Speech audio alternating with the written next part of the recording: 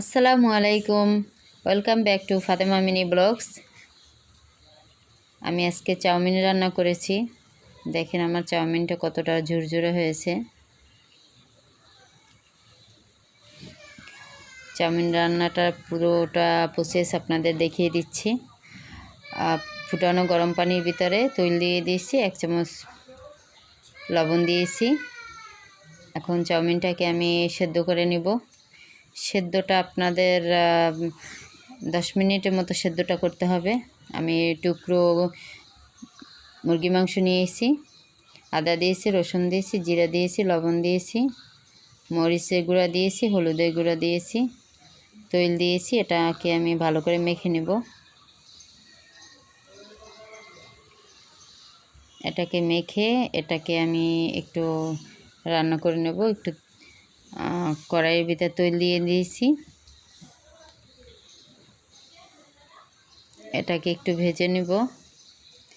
একটু সেদ্ধ হওয়ার জন্য একটু পানি দিয়ে দেব।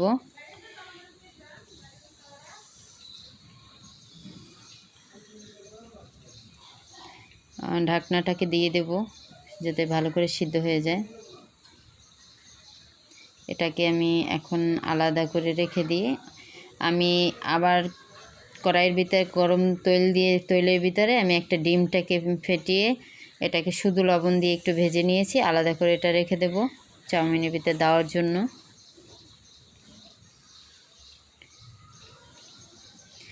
আমি আবার নতুন করে তৈল দিয়েছি, এর ভিতরে পেঁয়াজ দিয়েছি, কাঁচামরিচ দেব। এটাকে আমি ভালো করে ভেজে নেব। ভেজে চাউমিনটাকে দিয়ে দেব।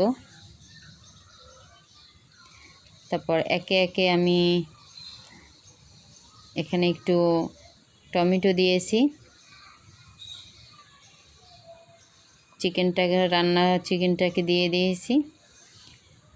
মশলা দিয়েছি, এটা হচ্ছে ভাজা মশলা, গরম মশলা আর কি।